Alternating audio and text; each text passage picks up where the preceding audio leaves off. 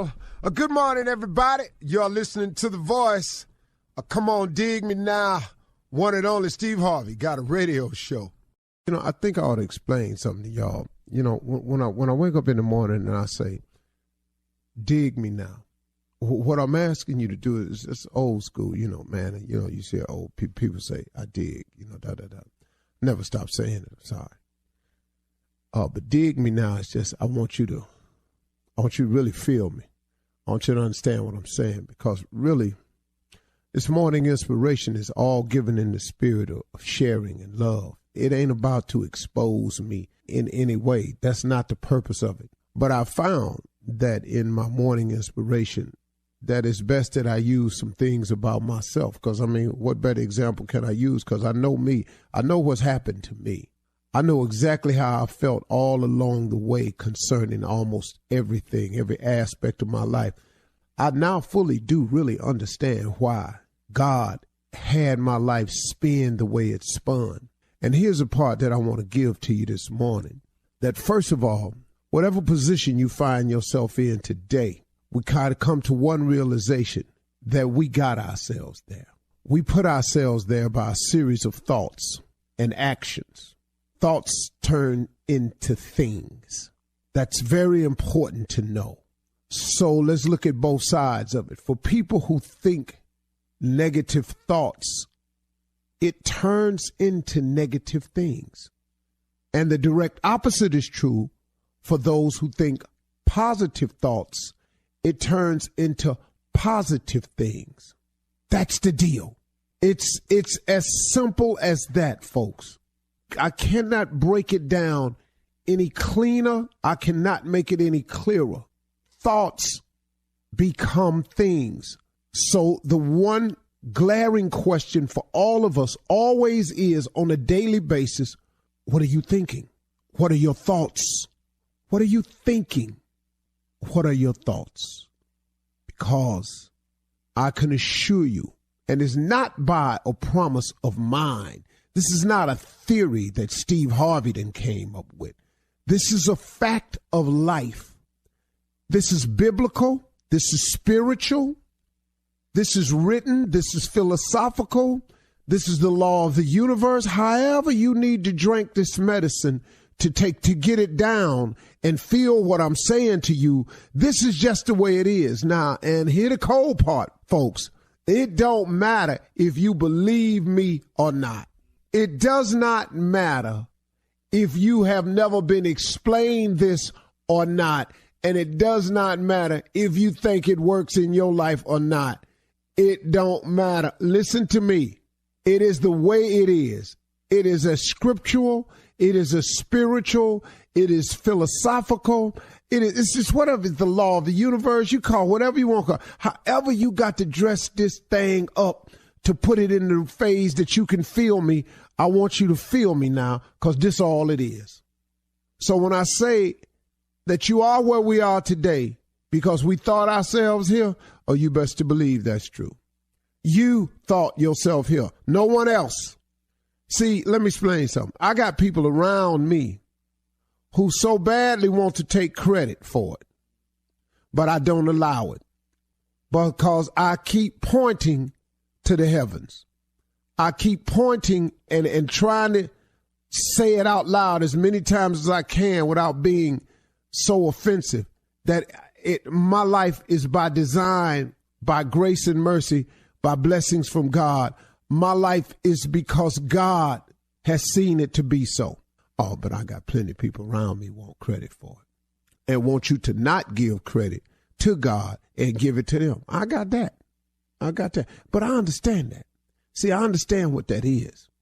That's a person whose design is to get the credit. But it's okay. It's so clear to me what my father was saying to me, man. I get it as I get older and older.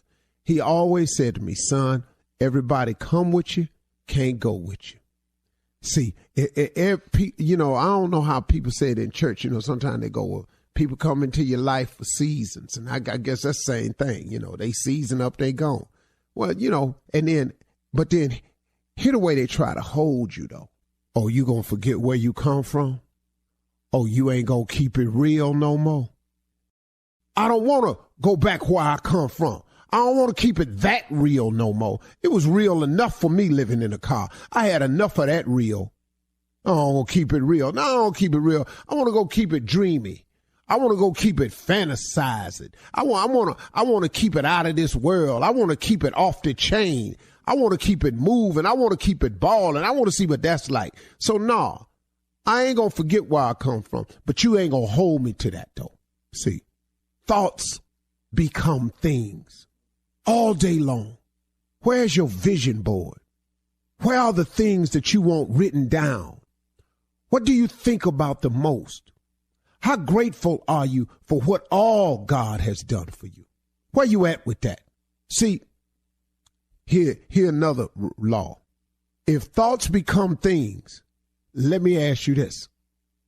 If all you thinking about is your debt, if all you thinking about is what you ain't got, if all you thinking about is, oh, woe is me, if all you thinking about is every time I turn around, I'm sick, if all you thinking about is the things in life that you're lacking, if that's all you thinking about, and if thoughts become things,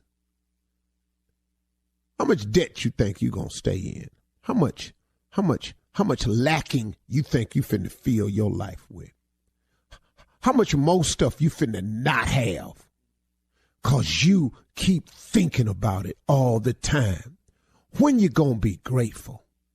When you gonna say thank you?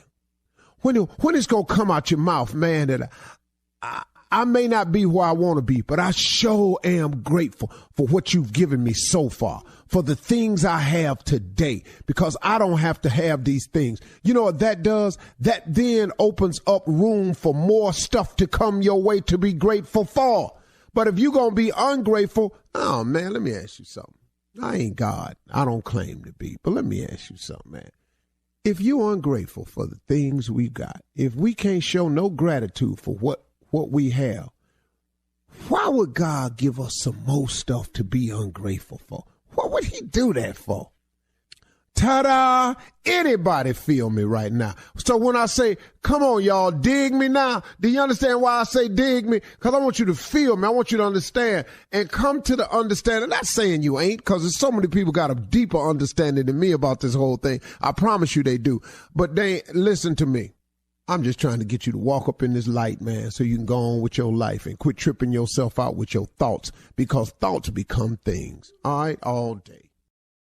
From the executive producers of Hell and Gone comes a new podcast investigating the serial murders orchestrated by South African cult leader Cecilia Stein. She conditioned them to be monsters. In the world of murderous cults, if Charles Manson is king, Cecilia Stein is queen. She was telling people the Bible says she must go and kill, but actually she was taking revenge. Listen to Queen Havoc and her murder cult on the iHeartRadio app, Apple Podcasts, or wherever you get your podcasts.